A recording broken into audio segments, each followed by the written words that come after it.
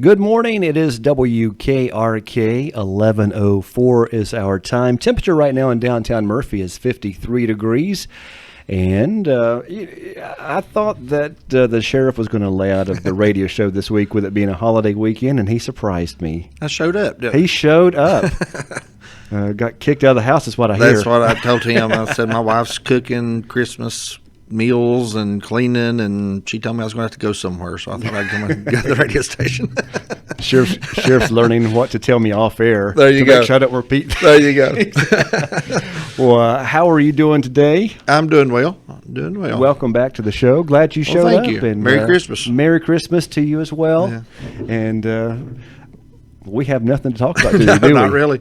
I just wanted to wish everybody out there a Merry Christmas, and the fact of that it is the holidays. It's the fact that we spend time with our family and our friends, and a lot of people's called about the office, when we're going to be closed and that kind of thing. When we're closed today, it's a county holiday today, and also Monday and Tuesday, so we'll be back in operation on Wednesday.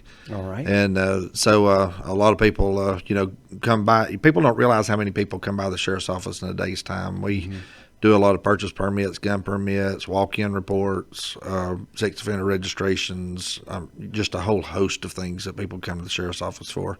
Not to mention on the detention center side and, and visitations and those kind of things down there. So, we don't normally close like everybody else does, but we do observe the holidays, and we do observe times that the county is out. Our administrative staff and office staff, they deserve time home with their families like everybody else. So we try to accommodate the public as much as we can, but we are people too. Right. We have families too. Just to clarify, that is just the business office side of the sheriff's office. Yeah, we're still answering calls. 911 still works. Emergency services are still doing that. We still have deputies on the road that's patrolling, answering calls, and all those kind of things. It's just the administrative staff, the office staff that are closed. One thing I do want to address real quick too, because there's a lot of questions this week about purchase permits and concealed permits and those things for Christmas. Unfortunately, the federal and state regulations have changed dramatically over the last couple of years. About the time I took office in 2014 is about the time things started changing. And when I first started and previous to that, you could walk into the sheriff's office, get a purchase permit in a matter of 15, 20 minutes. You could get a concealed handgun permit with your certificate and everything in a matter of 30 minutes or so. And so people are used to just walking in and getting the permit and leaving with it. But with the state and the federal changes that have come down now, there's mandated clerk's office checks they have to do for involuntary commitments. There's mental health background checks we have to do, competency hearing checks, along with DCI checks and all kind of different things. So the process is extended greatly. Right. And now the average for a purchase permit is at least 2 weeks, if not. Sometimes it goes longer than that. Right. And concealed about the same time. It could be anywhere from 2 to 4 weeks, or sometimes up to 6 weeks to get those back. And once we get everything done here in the county, we have to send everything to Raleigh. It gets issued and approved down there and then sent back to us. So it's a process that we have to go through now. And there's some people that don't understand that process and don't understand why it takes so long. Right. We had been really encouraging this year, and we also want to mention to go ahead for next year, that if you're wanting to purchase firearms for Christmas presents and those type of things, you have to come way ahead of time to get that done. And the same thing applies for birthdays and other special events. So if your birthday's in June and you think, hey, I might want to buy my loved one a firearm for their birthday, or I would like one myself, and that's what your request is for your birthday, you might want to start that process in about April or May, to try to get that. And if you don't know whether you're going to do that or not, you can still come down and get the permit. They're good for 5 years. Okay. So if you think within the next 5 years you want to purchase a firearm, you can come down. They're $5 a permit. So you can come down and you can apply for up to 5 permits at a time, I believe it is. And you can get as many as you want. Mm-hmm. But I think you can do like 5 at a time per application. So if you think within the next 5 years you want to purchase 2 or 3 guns, then come down to the sheriff's office, go ahead and get you 2 or 3 permits, and you'll have them ready. So if you run across a good deal somewhere that you need to buy one, you have your permit ready to buy it. So, and that's not to try to keep firearms out of people's hands. Right. There's a reason for this is to keep it out of the wrong hands. Correct? It is correct, and it's a result of the mass shootings we've had in the last several years. With people who have mental deficiencies getting their hands on guns and using those for nefarious acts. So it's all a process that the state and the federal government has put down to try to keep some of those guns out of the hands of people. Now, my personal opinion is I think they've went a little overboard with it. I think they've went a little too strict with it. There are times that under the federal and state laws, we have to deny that permit. We don't have much choice with it. There are certain criteria that if you meet those criteria, it's an automatic denial. But if you do get denied for a purchase permit or a concealed permit, you can still go and appeal that to a superior court judge and have a hearing on that. So if the sheriff's office denies your permit and you feel like that you were wrongly denied, there's still a process for that of getting that permit. So just want to make sure that people understand out there that it's not we don't want to try to keep guns out of people's hands. That's not the work of the sheriff's office. It's not the work of the sheriff to try to keep people from having guns, but there is a responsibility that when we issue those permits, that we need to make sure that people are not trying to acquire a permit to commit crimes with it, or trying to acquire that permit to hurt themselves or hurt someone else. So we do have to follow certain guidelines and rules. So I just hope people understand that, and they understand the reasons why we do what we do. There's also a question about the certificate that you get from the firearms instructor for the concealed permit. There's a rumor going around and people talking about how you have to do it within 30 days or you can't get a permit. That's not true. Those certificates do not expire. However, what we've tried to do at the sheriff's office is if you get a certificate, we do personally at the sheriff's office, per our policy, is want you to get that permit within a year of getting that concealed class. And the reason being is because laws change so much. Right. I know that those certificates don't expire, and I know they're good forever. You know, you've been to the class. And if it's more than a year, I think that warrants a sit-down discussion as to why you waited longer than a year. And, you know, and there's things I can do as a sheriff as far as that to understand whether, you know, what the problem there was or why you waited. And if there's valid reasons why you waited so long, we'll go ahead and issue the permit. It's not a problem. It's just that we really would like for you to get that permit within a year's time, so that you're not 5 years down the road and the laws have changed dramatically from when you taken the class and find yourself getting in trouble for having a concealed weapon. So, you know, that's not a requirement. That's just a suggestion. All right. Yeah. Last Friday after my show, I went over to the sheriff's office and took a tour of the new 911 center. Right. A very impressive looking 911 center, and it's going to do a great job. We're hoping to have that have a public opening for that probably mid-January is what we're shooting for. Mm-hmm. It's about 98% complete right now. We're still waiting on a few items to make it operational and get it up and running. We're still operating out of our old dispatch center. Mm-hmm. But it is a complete state-of-the-art dispatch center that would rival any center western North Carolina. We have really tried to make sure we could get everything through 911 funds. These are state funds. These are not county funds. So don't want people to worry about that and be upset at the fact of county money being used for that. It's not county money. It's state mandated money for that project. It comes out of 911 funds in Raleigh. So we applied for that. We got those funds to build this center. A lot of people don't realize our old dispatch center, and the reason we're needing new one, a couple of reasons. One, the state mandated that every county would have a primary center and a backup center. So they mandated that every county would have two centers. Right.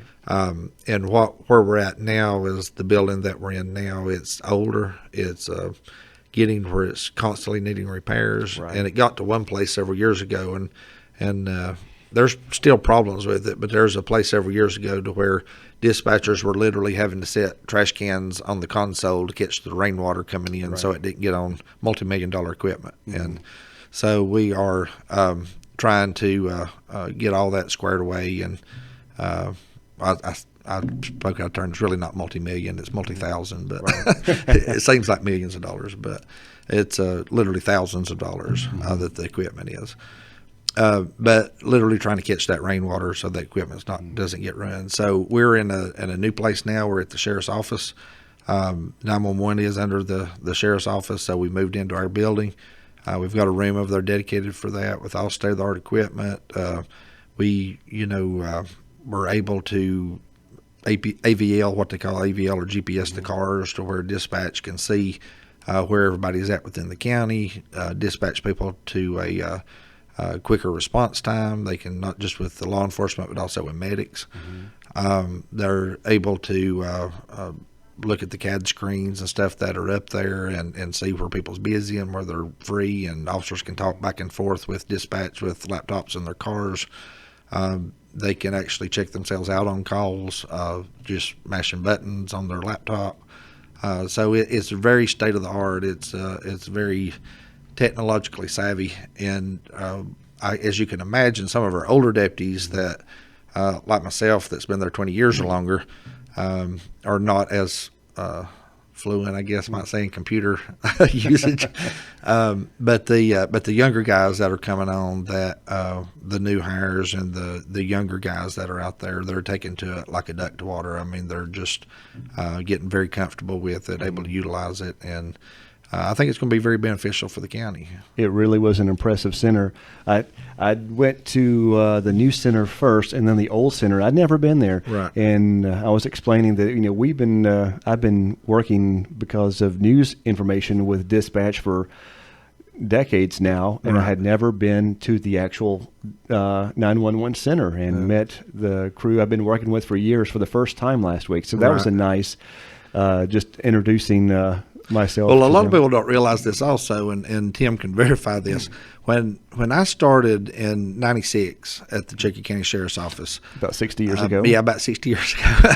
but when I started down there at the Sheriff's Office, one of our duties, we kind of did everything. We jailed, we was deputies, we carried patients to the hospital, we went and picked up groceries for the jail, we cooked sometimes, and we dispatched. And when I started, we literally had 4 or 5 buttons on a console, a telephone and a 911 phone, and a notepad in front of us with an ink pen that when calls come in, we actually wrote in the notebook what time a call come in and what was said in the notebook to the best of our recollection. But things have changed now, and if you go to the 911 center now, even the existing center and the new center is even more technology. Huge difference. It's like walking into NASA and sitting down at their console there. I mean, it's just cute computer screens spread out in front of you. A lot of different, through 911 addressing, through mapping, through the CAD system where calls are coming in, through our RMS system where we actually write reports and can view reports and those type of things. I mean, there's literally like 5 or 6 screens in front of these guys sitting at these computers, and so it's a different world than it was when I started. I didn't realize there were so many remote security cameras that had to be monitored there in 911, but that's a great feature. And it is. One of the things that we do around the county as our IT department has been very, very good about getting camera systems and networked around the county. Through the sheriff's office and through the 911 center, we can actually monitor several different cameras around the county. And like the courthouse, for example, in my office, I have a TV in my office, and I can actually turn it on the screens, and I can watch what's going on in the courtrooms. I can watch what's happening in the rotunda and on the street, and not just there, but also in the sheriff's office and dispatch, and even the health department and other places, DSS, other places have camera systems that can be monitored. So it's a safety feature, and one of the responsibilities for DSS also is with these cameras that are around the county in these strategic places. And there's other cameras that are on the infrastructure and strategically placed, and we won't go into detail about where all those cameras are, but one of their duties is that they monitor those things, especially during the middle of the night while no one's out. And so if anybody's trying to tamper with equipment, if anybody's trying to break into a county office or those type of things, dispatch can actually see that on the screen and dispatch a deputy or law enforcement there to that call. And so, like I say, there's just a lot of things dispatchers do that people just don't realize how hard they work. And I've said it before, and I'll say it again, they're the hub that kind of holds everything together. And whether it's fire, EMS, law enforcement, You've got Highway Patrol out there. You've got the Wildlife, TVA. You've got your Forest Service, your all your fire departments. They're the kind of the glue that holds all this together. When I was over there visiting the current 911 center, it was on a kind of a slow day, but on a slow day compared to what it still seemed chaotic. Oh yeah, they have to focus their attention on so many different things, and I noticed even they have a communication system themselves where they're talking to each other while they're listening to other information. But there's so much paying attention that's required in that job. I played him a recording while he was at the office of one of our dispatch calls. It was a wreck out here on 64 there in front of Zaxby's here a few months ago, and I played it for him, just about a 3-minute clip of that, just so he could hear what was going on in the dispatcher's ear. And it's amazing that the information that's coming in, they have to discern and to move through. And I was kind of blown away by that when I first got that recording and listened to it. When I called the dispatch supervisor, Teresa Creasman, in and talked to her about one of the situations that happened on that, and I said, "Is it always this way on every call?" And she said, "Oh, that's a minor call. That's nothing really major going on with it, And so I could only imagine if you had a catastrophe or several major incidents at a time going on, what dispatch goes through. And that's why it's so important. We urge our law enforcement and our emergency personnel, especially in the middle of something when something's happening, don't call dispatch, just ask them a question. They've got so many other things that's going on that they've got to take care of. And snow events is a big thing. When people are wrecking on the side of the roads and sliding off in the ditch and those kind of things. I can promise you, when we have a snow event, just as soon as it's over, I will get probably 3 or 4 calls from people who's upset that said a dispatcher was rude to them. And what they don't realize is that dispatcher's literally taking hundreds of calls coming in, and they're trying to discern what's an emergency and what is not an emergency, and who needs an ambulance and who doesn't. What's on fire, what isn't, who's getting shot at, who's not. and people out there calling don't always realize that there are not enough humans in dispatch to take that volume of calls at once. Right. And every call is important. It is. And like I say to you, if you slide in a ditch and you've messed your car up and no one's hurt, but you're stuck and you need help, that's important to you. We understand that. However, while you're trying to relay that information back, dispatch may be getting other calls where somebody slid off into another ditch and they may be entrapped in a car, or they may be a car on top of them, or need medical attention, or the car could be on fire and they're trying to dispatch a fire department to that. So there's a difference between being quick with someone and being rude. And so a lot of times when people call in, the dispatcher will say, "Is this an emergency?" And they say, "Well, no." "Well, hold on. I'll be back with you in a minute." And then people get upset because they were put on hold or didn't get to say what they had to say. But when they're busy like that, and once you say it's not an emergency, they're going to put you on the back burner and handle the emergencies first, and then they'll get back to you. As it should be. It should be. Right.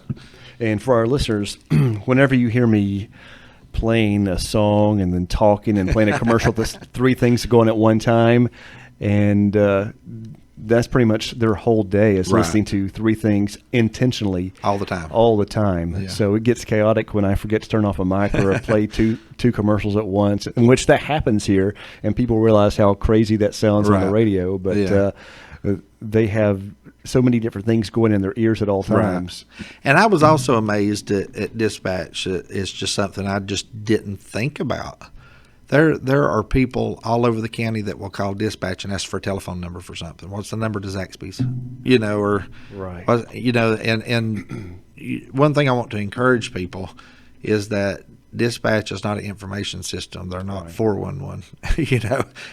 They are an emergency dispatch unit. So, I try to encourage people to either grab a phone book. For those of you that's old enough to know what a phone book is, grab a phone book or Google it, or do something. Dispatch is not the appropriate place just to call to ask for a telephone number to somewhere or whatever, unless it's emergency or you don't have access to something else. I mean, that's understandable. But really, I think people need to kind of get a look and understand what dispatch does and how busy they are. I'll go ahead and put it out there. It's one thing that the commissioners know that's coming is one of the things I'm going to fight for this year is try to get dispatchers raises, try to get them some more money and some more incentive. When you think about somebody who comes in and sits down in a chair that's in constant stress for 12 hours, that are answering multiple emergency calls, whether it's law enforcement, EMS, or fire, who are on the other end of that radio traffic when an officer's in a chase or getting shot at, or is on the other end of that traffic when they're on the phone with somebody who's taking their last breath, who's dying, who's trying to render aid to them until medics can get there, who's on that phone with someone who's just been in a wreck and their child's hurt. That is a lot of stress that a person has to go through in a day's time. And I don't think it's fair that we pay someone, $10, $12 to sit there and go through that all day long. I mean, you can go to work at Walmart and go be a greeter at the door for $12 an hour. So I think it's important that we try to get that pay up and that we try to show our appreciation of these people that do that. And not just that, but there's a lot of training involved with that. Oh, yeah. If you went in today and I hired you as a dispatcher, Tim, with all your computer experience and radio experience and used to talking and used to mashing buttons and doing computer stuff, if I took you in dispatch today and set you down and said, okay, you're our new dispatcher, it would take you anywhere from 6 months to a year of training. Doing all this, I'm not qualified. I mean, it would take you almost a year's worth of training to just be able to sit by yourself and answer emergency calls and dispatch stuff out. So I think if we're going to invest a year in someone and we're going to train someone with that skill level, and it takes that long to get someone up to par to be professional and to hold people's lives in their hands, then I think as a county that we need to be responsible enough to compensate them for that and to show that we appreciate that and give them the financial incentive to where they don't go to work somewhere else for another. And one of the things is it's not all about money, but money does help when the banks want their payment. Oh, yeah. But the thing about it is, we've had dispatchers before that would leave and go to Clay County or Graham County or some other county neighboring for the same amount or even a little bit less money, but their call volume is nowhere near what Cherokee County does. So just go to a place where there's a little bit less stress. Right, just a little less stress. So we will for some of these surrounding counties, our dispatchers will do in a day what they do in a month at some of these other places. So sometimes the stress just builds up on people and they say, hey, I've just got to step back and get away from it. And it is a stressful job. Just being in there for the short time I was in there, seeing what they're going through and that was just a short period of the day. And they're on 9-hour shift. 12-hour shifts doing that. Yeah.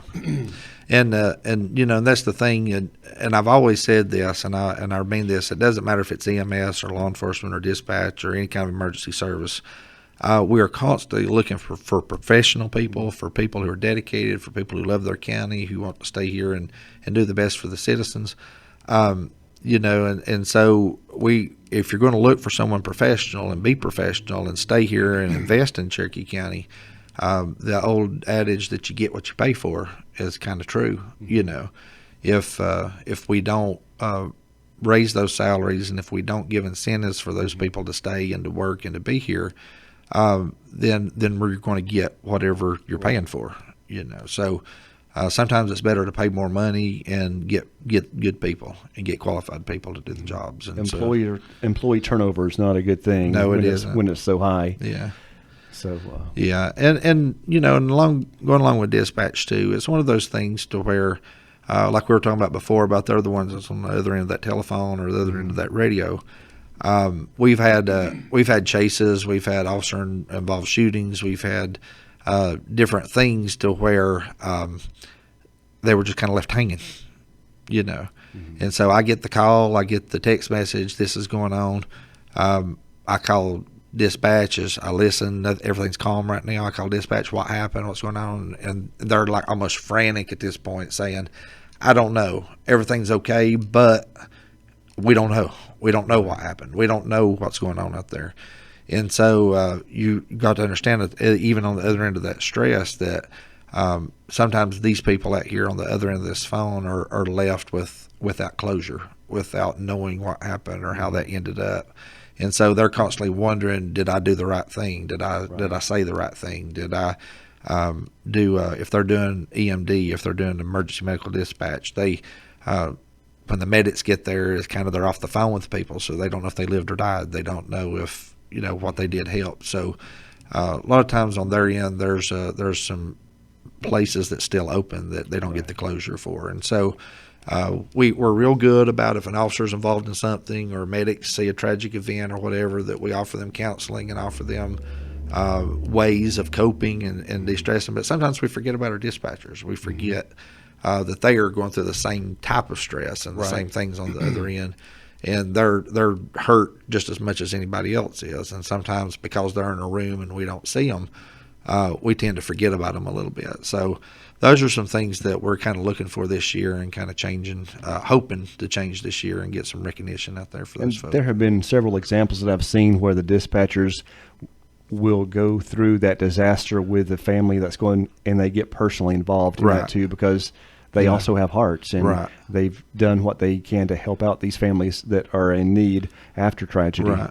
Well, I've been through a couple different events in my career where I've had people commit suicide in front of me through trying to negotiate with them, or I remember one instance in particular where there was a homicide and the guy was trapped. He got caught. We were fixing to arrest him, and he killed himself in front of us, to keep from getting arrested, those type of things. And those are traumatic things that you deal with for the rest of your life. I mean, you see those things, you remember those things for the rest of your life.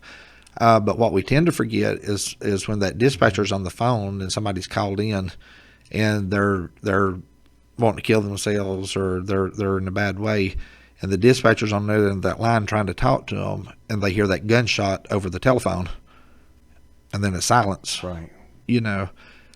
We don't sometimes recognize the amount of stress that puts on the stress it puts on that person who is sitting on the other end of that phone. So how do you get over those kind of things that you've seen? Everybody has different ways. There's a lot of different coping mechanisms, a lot of different things for that. I think time is a healer of a lot of things. But at the time you're going through that, I think people have different release mechanisms. But for me personally, mine is telling my story, telling my experience. And the more I tell it, the more I talk about it, then the better I am as far as releasing those things and getting past them. Other people, it's not like that. Other people, their way of release may be through journals or writing. Some people may be through, spending time with their family, or going to church, or whatever it may be. There's different ways, and everybody has to find your own way of doing that. But the point of it is sometimes we leave those dispatchers back and nobody's there to help them. Nobody's there to offer assistance. Nobody's there to counsel with them. And so those are some things myself and Chief Deputy has been talking about recently, about really paying attention to what's going on there in dispatch and trying to help those folks. And they've kind of been stuck off in the corner for many years and kind of thought as the extra add-on kind of part. And we really need to view them as how valuable they really are. They haven't always fallen under the sheriff's office umbrella, have they? They've been back and forth. There has been years they have been under the sheriff's office. One year they tried it under EMS. They tried emergency services. One of the good things about being under the sheriff's office is the office of sheriff, because it's an elected position, has a lot of different leeway as far as discipline and making decisions and things that need to be done.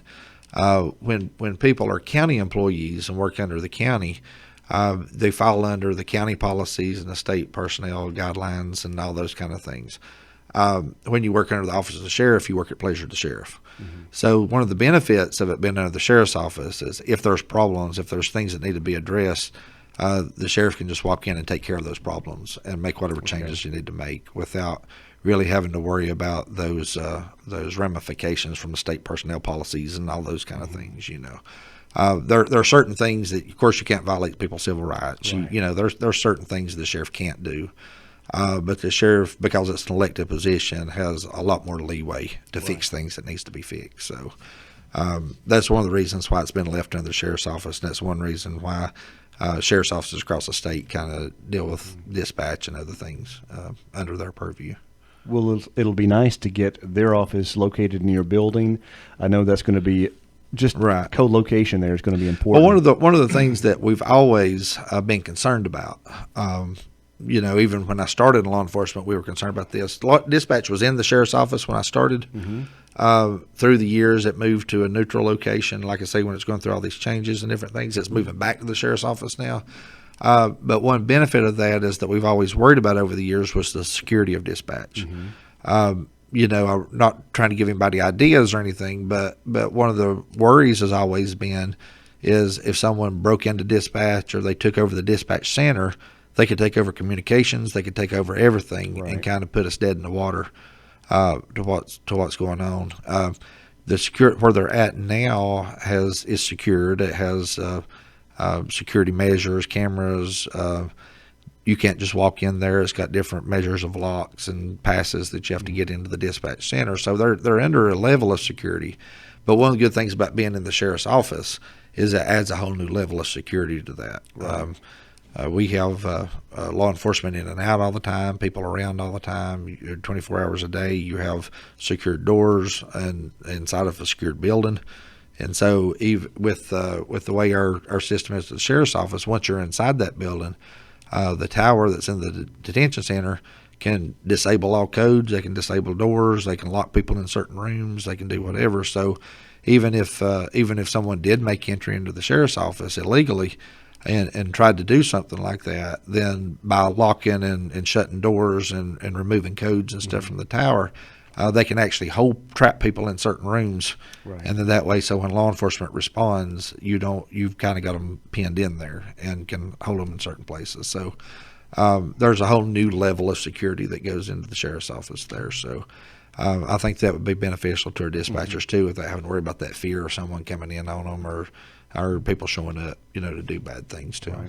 And having that backup center is important too, because we've seen in recent years where communications can go out at one location and work. I mean, even with the when the tornado passed through here, I mean, the sheriff's office was right on the edge, and you actually saw some damage right nearby. We did, and then the fire. I guess somebody threw out the cigarette down the street from the so knowing that there's another location to go to still be able to communicate is important. And that was the thought process of the state when they mandated this, is that if you had a natural disaster or communications went down, that you had a secondary center that you could continue to operate out of. If the building they're in downtown Murphy now, if a tornado come through Murphy and took out that building completely, we have a separate location they can move into and continue operations. The chances of a disaster taking out two separate locations miles apart is possible, but it's slim, and so that's kind of why they mandated those reasons for doing that. All right, Sheriff, I see our time has quickly come and gone. So you said we didn't have anything to talk about. We had nothing to talk about today. All this stuff comes off our heads. There you go. Yeah, well, Merry Christmas to you and your family, the entire Sheriff's Office. We appreciate your taking time with us every Friday and letting folks know what's going on around the community, and just Merry Christmas. Well, thank you. We wish Merry Christmas to you and everyone out there, too, listening. All right. It's WKRK 105.5 FM, 1320 AM, cable 25, worldwide at country.am.